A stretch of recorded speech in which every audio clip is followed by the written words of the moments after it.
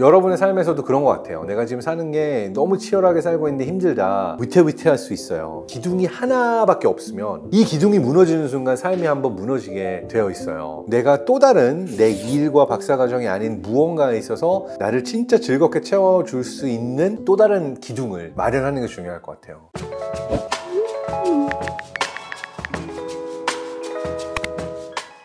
안녕하세요. 장동선의 궁금한 내 구독자 여러분, 반갑습니다. 저희가 20만 기념으로 미리 여러 질문들을 올렸었는데 답변을 해드리도록 하겠습니다. 많이 받았던 질문 중에 하나가 대체 왜 유튜버를 시작했는가, 그리고 과학 크리에이터를 시작하게 된 이유가 뭔가 라고 하는 부분을 많이 물어봐 주셨는데요. 제가 회사를 나오고 앞으로 무엇을 하면서 살아야 되겠다라고 하는 고민을 했을 때 비전 미션을 정했어요. 그 비전 미션 중에서 제일 탑에 있었던 게 Make people curious 였어요. 사람들을 궁금하게 하자. 사람들이 안궁이 아니라, 안 물어봤고 안 궁금하거든, 이게 아니라 굉장히 많은 것들을 궁금해 했으면 좋겠다. 그리고 그들을 궁금하게 하고 싶었고, 저도 궁금한 뇌를 가지고 있고, 이러다 보니까 뇌와 관련된 궁금한 이야기들을 풀게 되었습니다. 그 이전에 왜 무대에 서고 방송에 나가고 굳이 강연을 하면서 과학자가 연구는 안 하고 이야기하는 쪽으로 방향을 잡았을까? 사실 박사과정을 하고 있는 동안이나 그 이전에 과학을 쭉 해오던 20년 동안 저는 연구를 하고 결과가 나와서 이걸 발표하는 시간이 너무 즐거운 거예요. 그 결과물을 가지고 온갖 컨퍼런스를 다 다니면서 사람들을 만나면서 이거 너무 재밌지 않아요?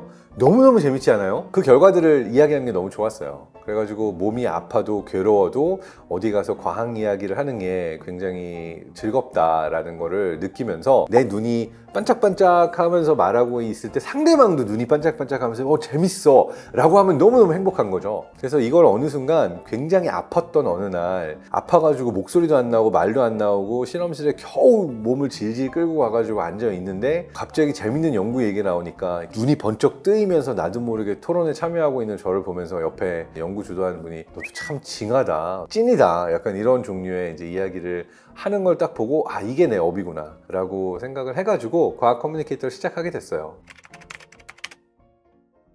이런 댓글이 올라왔어요. 첫 번째, 최근 올려주셨던 식욕의 뇌과학을 재밌게 봤는데요. 저 같은 경우 배가 그렇게 고프지 않더라도 오늘 하루가 성취감이 없었거나 외롭거나 뭔가 허한 느낌이 들 때 과식을 하게 되는 것 같아요. 그리고 다음날 후회의 반복. 저도 그래요.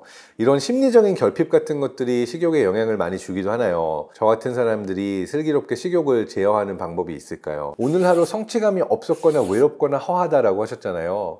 이 모든 것들이 내가 느끼는 일종의 결핍이잖아요. 그러한 결핍이라는 것을 우리가 먹는 걸로 채우려고 하는 되게 원초적인 형태의 연결이 존재하기도 해요. 그래서 심리적인 효과와 내가 실제로 식욕을 느끼는 것 사이에는 굉장히 높은 상관관계가 있다라고 알려져 있어요. 근데 여기에서 가장 크게 작용하는 것 중에 하나는 내가 그런 특정 종류의 행동을 하잖아요. 그래서 그 특정 종류의 행동이 일종의 습관처럼 회로화가 되어버리면은 내가 그 습관 때문에 늘 그렇게 하게 돼 있어요. 예를 들어서 담배를 피시는 분들은 술을 마시면 담배가 땡겨요. 거의 자동 반사예요. 이게 습관화된 일종의 회로처럼 굳어진 거예요. 그러니까 뇌는 일단 술을 마시면 이 사람은 무조건 담배를 피우구나라고 예측을 하고 있는 상태고, 그렇기 때문에 이 상태에서는 담배를 펴줘야 몸이 정상이 돼요. 왜냐면 이미 뇌가 예측을 하고 있기 때문에. 마찬가지로 허하다거나 외롭다거나 내가 뭔가 성취감이 없는 날 먹었다라고 하는 거는 뇌가 마찬가지로 먹어줘야 정상인 상태가 가는 거예요. 내 스스로가 지금 뭐 외롭다, 허하다, 뭔가 오늘은 성취감이 없는 하루였어 라고 그러면은 이미 갈구하는 상태로 간 거예요. 근데 이거는 원래부터 그래야 돼서 그런 게 아니라 이게 한번 그런 패턴으로 내가 학습을 해버리면은 그 다음부터는 뇌가 그 패턴대로 예측을 하는 거예요. 그래서 제가 예전에 아내랑도 우리 첫 아이를 낳고 나서 육아 너무 힘들잖아요. 그러면은 집에서 나 혼술을 하고 싶다. 그러니까 저도 아내도 같이 술 한잔하는 거 좋아하는 편인데 제가 너무 강력하게 반대를 했어요. 아내가 아직까지도 억울해합니다. 아니 이렇게 막 적적한 날 그 혼술하는 재미도 있는 거지 왜 안 되냐. 근데 제가 그렇게 극구 반대했던 이유 중에 하나는 뭐냐면은 나 오늘 힘들었어, 나 좀 우울해 라고 그러면 무조건 술을 마시는 패턴으로 한번 열려버리게 되면은 그 다음에는 알코올 중독으로 가게 되는 가능성이 아주 높아요. 왜냐하면 힘들고 우울할 일은 엄청 많거든요. 근데 힘들고 우울할 때 내가 친구들을 만나야 술을 마시는 거는 그래도 날짜를 잡고 만나야 술을 마시니까 이건 내가 늘 하기가 어렵잖아요, 현실적으로. 근데 내가 혼술의 습관을 한번 들여버리기 시작하면은 힘들면 술, 조금 우울하면 술, 그 회로를 한번 뚫어버리게 되면은 이게 패턴이 되면은 내가 중독으로 갈 수 있는 가능성이 너무너무 높은 거예요. 아마도 지금 보고 계시는 많은 분들의 경우 혼술 많이 하실 거예요. 내가 이런 위험성이 있다는 걸 인지하는 것만으로도 제어력이 조금 더 생기기 때문에 이게 병적으로 넘어가지 않도록 스스로 제어를 하면 되는 거죠. 요새 유튜브 쇼츠나 이런 컨텐츠들에 많이 노출되다 보면 흔히 말하는 팝콘 브레인 된다고 하는데 실제로 과학적으로 증명이 된 건가요? 유튜브 같은 영상 컨텐츠가 집중력 저하에 영향을 미치나요? 도파민 중독을 어떻게 벗어나야 할까요? 자, 팝콘 브레인은 실제로 과학적으로 사용하는 용어는 아닌데 무엇을 지칭하냐 하면은 굉장히 뜨겁고 강한 선정적인 자극적인 주제에만 반응하는 뇌가 돼버렸다 라고 하는 걸 팝콘 브레인이라고 불러요. 그래서 팝콘 브레인이 가지고 있는 특징들 중에 하나가 뭐냐면 주의 집중력이 약간 떨어져 있고 산만하고 자극적인 것만 찾아다니고 충동 조절이 잘 안 되고 계획 못하고 제어 능력이 떨어지고 일부에서는 우리가 쇼츠나 릴스나 틱톡만 많이 봐가지고 우리 모두가 팝콘 브레인이 된 것이 아닌가라고 하는 이야기들을 하고 있죠. 근데 흥미로운 거는 아주 짧은 종류의 영상들에 중독을 되다 보면 실제로 전두엽과 전전두엽의 활성화도가 많이 떨어지고요. 제어 능력이 떨어지는 현상을 볼 수가 있어요. 어떤 상태냐면은 내가 마치 그 도박장에서 슬롯머신 땡긴다고 잭팟이 나올 확률은 굉장히 적지만 내가 쇼츠나 릴스를 볼 땐 거의 항상 잭팟인 거예요. 내 입장에서 거의 항상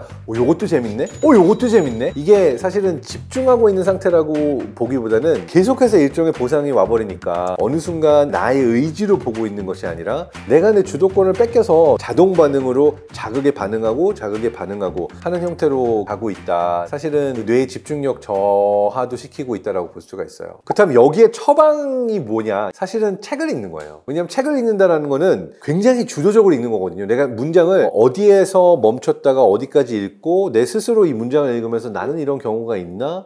어떤 상황이 있지라고 독서를 하고 글을 읽을 때는 뇌가 굉장히 주체적으로 자기 주도적으로 굉장히 많은 일들을 하는 반면 그러니까 뇌의 여러 영역들이 또 동시에 활성화가 됩니다. 능동적이고 주도적인 형태로 뇌를 사용한 사람이 되고 싶으면 독서가 도움이 많이 되고 아주 좋습니다. 저의 질문은 컴포트 존에 관한 겁니다.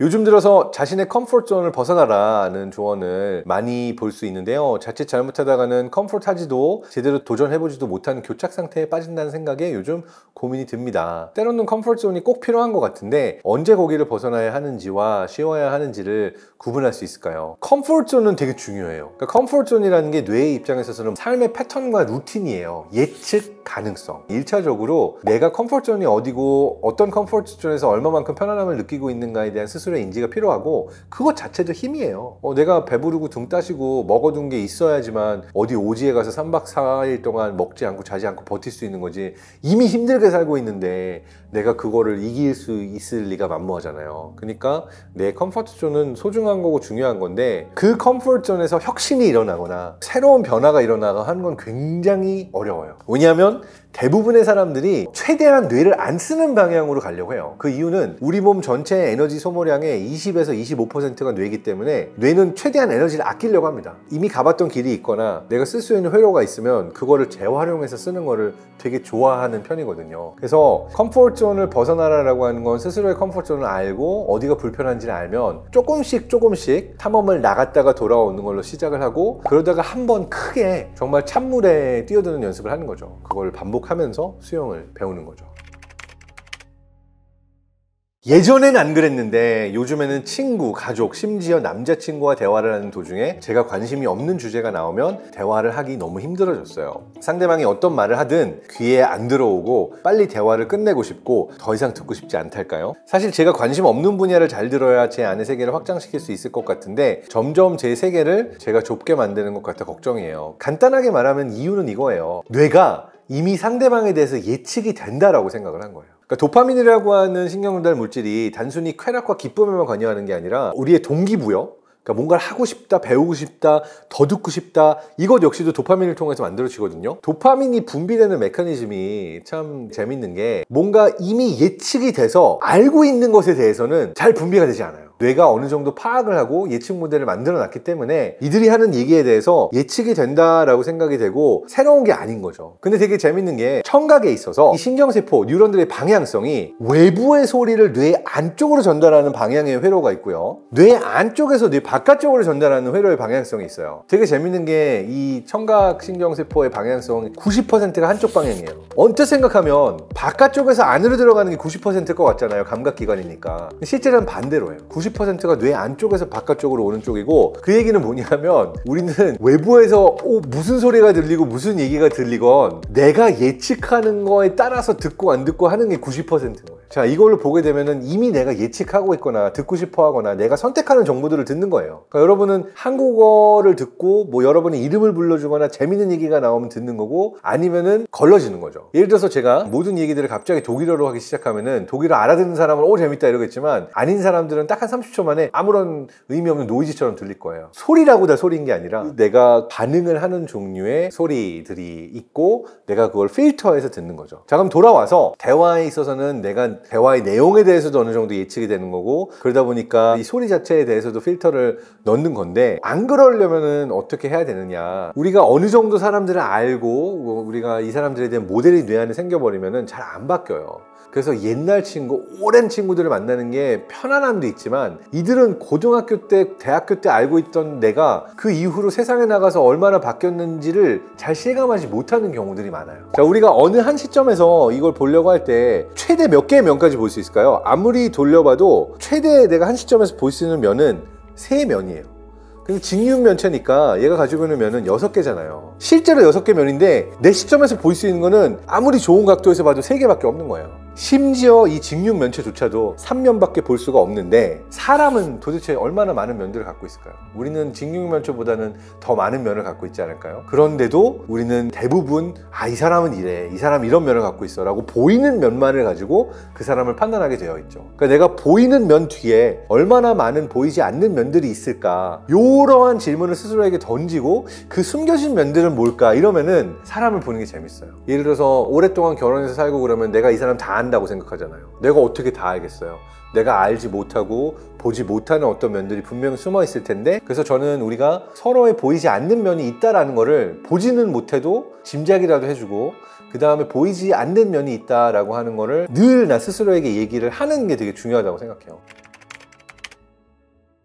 무대공포증 해결 방법과 독일어 잘하는 법, 뭐 이러한 이야기들을 물어봐 주셨는데요. 무대공포증 해결 방법은 간단해요. 사실은 간단하면서 어려워요. 많이 해보는 것밖에 없어요. 무대라고 하는 건 너무나 무서운 장소라 가지고 내가 바로 무대에 올라갔을 때 발표하는 건 어려워요. 그러니까 이건 어떤 형태로 해보면 좋냐면은, 처음에는 되게 안전할 것 같은 사람한테 무대에 올라가서 얘기하듯이 얘기를 하세요. 내 조카, 우리 할머니, 진짜 딱 5분만 얘기할 건데 들어줄래? 처음에는 1명, 뭐 2명 이렇게 놓고서는 연습을 하다가 나중엔 조금 더 많은 사람들 앞에서 연습을 해보고, 그리고 되게 좋은 방법 중에 하나는 스스로 어떻게 말을 하는지를 녹화한 다음에 나중에 그걸 스스로 리뷰하는 게 중요해요. 그 순간이 제일 어려워요. 내가 왜 저렇게 말했지? 내가 그때 왜 그랬지? 라고 그래도 극복하고 한번 봐주고 다음에 또 연습하고 내가 익숙해지는 방법밖에 없어요.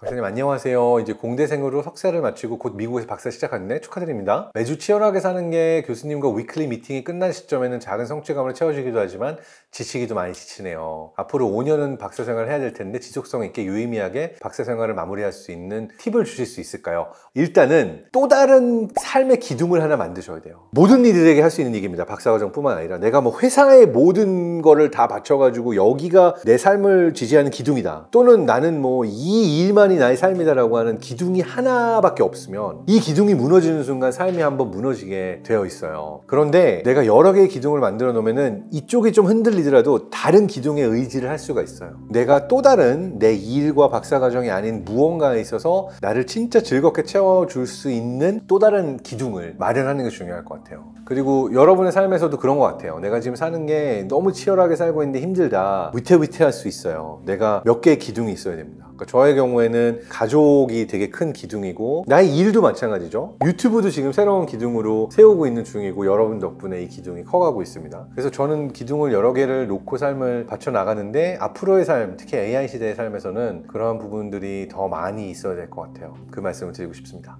함께 해주셨던 여러분들 너무너무 감사드리고요. 여러분들 건강하시고 또 여러분 스스로의 행복을 다 찾으실 수 있기를 바라겠습니다. 여러분, stay curious!